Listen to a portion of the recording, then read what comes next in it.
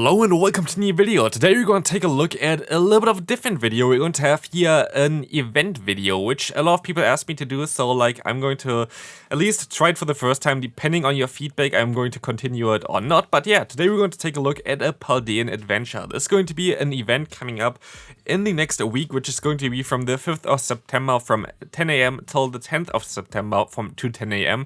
There's going to be an event afterwards, which I didn't include into this video, but if you want me to make another video like this, definitely leave a like on the video. But otherwise, you're going to have here a lot of new Pokemon debuts here as well for this event. We're going to have the starters of the Generation 9, which is going to be very interesting, all of them, as well as the chunk, which can even be shiny, which we're going to take a look at the color of this later on as well. But here we're going to see also very nice bonuses for those 5 days. We have 4 times XP for catching Pokemon, which is kind of nice for the people that don't, or like that still need to go to level 50. They are also forgot to make a space, but we have also 4 times Stardust here for catching Pokemon, which is most likely the most insane like bonus in general that we ever had, and then for 5 days it's insane. We're also going to have golden stops that's going to spawn, which usually give you a little bit more items, sometimes even one of the gimme gold coins, which is going to be very nice.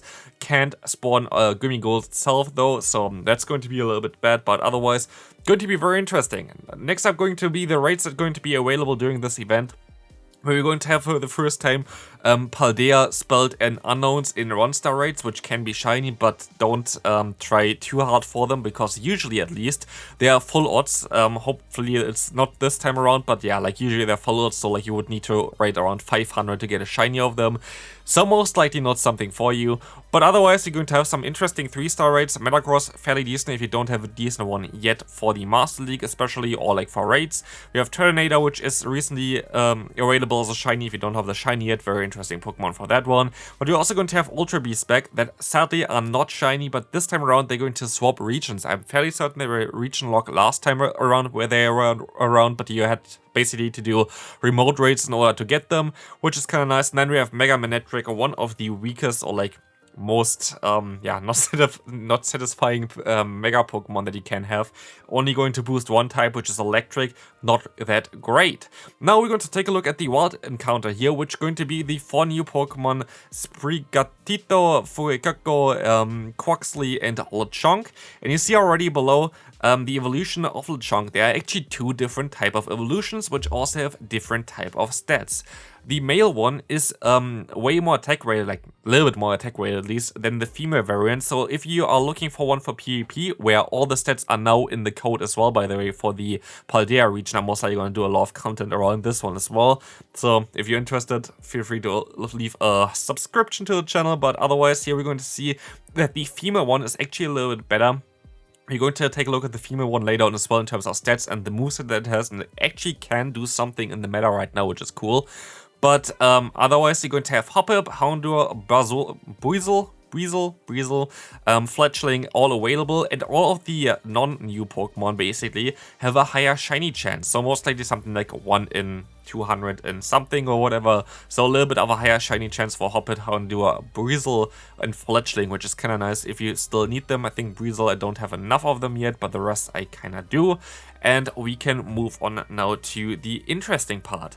Now we're going to have all the stats as well as the moves released for every Paldean Pokemon. I might, like most likely, make some more videos about this, about the Paldean Pokemon, but this might take some time because I have all the movesets doing, like move changes going around right now. But here we're going to see the stats of Meowscarada, which is going to be the final evolution for the grass starter. Going to have the fast move Leafage, which is a mid, and Charm, which is kind of bad for this Pokemon because it's not a fairy type, it's a dark and grass type Pokemon. We're going to have the charge moves of Grass Knot, Play Rough, Energy Ball, and Night Slash. And we can take a look at this Pokemon real quickly, and we're going to see right now it's a very squishy Pokemon for the Great League. Has some potential maybe later on if Leafage gonna get a buff, or if it's going to get the Frenzy Plant at the charge move over Grass Knot. It's definitely going to improve this Pokemon, but definitely has some chance, especially as it already has Night Slash in the code, which is really important for dark type Pokemon. So this is going to be a very interesting one. Might be a very cool Glass Cannon later on when it gets its C-Day, as well as a better fast move. Let's take a look at the next Pokemon. This is a Pokemon where I'm not going to say the name at all because I couldn't. But this one going to also be a fire as well as ghost type Pokemon. Same as the Alolan Marowak, as well as we're going to see here these stats. fairly decent stamina, fairly decent defense, and a little bit of a higher attack than defending there, which is of course not ideal for PvP, but still kinda alright. Gets to a very high CP actually for a starter, which is cool. Learns Incinerate, very good, basically the best fire type starter fast move there, which is really cool. We have Flamethrower, we have Disarming Voice, we have Crunch, we have Shadow Ball. I guess Shadow Claw would have been better for this Pokemon as well if it would learn this. But as you're going to see here right now, most likely even, Flamethrower would work out kinda well here, but we also could take a look at Disarming Voice, which is on the right side, which works out even a little bit better for this Pokemon. Disarming Voice is a fairy type move and can counter something like the dark type Pokemon for this one, so definitely an interesting one here. And now we can take a look at the water type starter. We're going to have Quaquaval. Honestly, like, I just shouldn't even do it anymore. I should like listen to other people say it. But this is going to be a very attack rated Pokemon, as you see here. High attack, low defense, a little bit of less stamina there as well. And we're going to see a Water Gun and Wing Attack as fast moves. It's a Duck, but it's not the flying type. It's a water and fighting like the Poliwrath. Going to have Aqua Jet, Aerial Ace, Liquidation, as well as Close Combat. And if Aerial Ace, as at least predicted, is 35 energy, that's going to be the best moveset here, with a Wing Attack going to generate energy really fast, which is actually kind of nice for this Pokemon. Close Combat as a good nuke move, and Aerial Ace as a good bait move. And you see already this Pokemon actually has quite some potential in the Great League, which is kind of wild. So this is most likely the best starter currently. Afterwards, we most likely have the Fire starter and then the Grass starter, but they're all kind of half decent at least. They're not completely bad.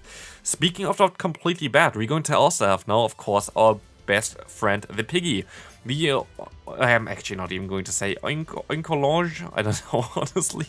I can't. I literally I don't understand those names in like the Spanish Paldea region anyway, so I'm not even gonna try. But as you can see here right now, mediocre attack, mediocre defense, but a very high stamina, plus tackle, takedown. The new Trail Plays, which is going to be able to higher the attack of this Pokemon, which is really nice.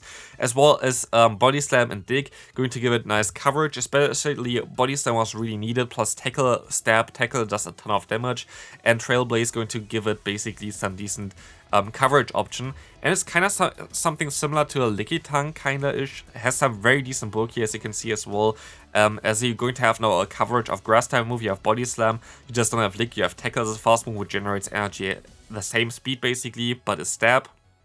So it's kind of like a cheap Lickitung that you can run, so it's actually a very decent starter Pokemon, I would say. Like, if you just go start into PvP, this would be a very cool Pokemon for you. But otherwise, you're going to take a look now at the end at the priority tier list. It's like, at least for me, the priority tier list. Lechonk having the shiny option, having basically the best stats for PvP right now. Definitely something you should hunt, especially if it's going to get a better fast move eventually. It's going to be even better, like Mudshot, for example, to learn. So otherwise, you're going to have the starter Pokemon there. They're all kind of similar tier for me. S tier, of course, new Pokemon has to be grinded. Metagross, best Pokemon for raiding in general, if you don't have one yet, of course. But otherwise, you're going to have here also in the top tier the Jumpluff pre-evolution there with Hoppip having the higher shiny chance, but also going to have Aerial Ace as a buff now. And if it's actually 35 energy, as at least people said before, then this Pokemon going to be getting a great buff for the upcoming season as well. Otherwise, A tier Katana.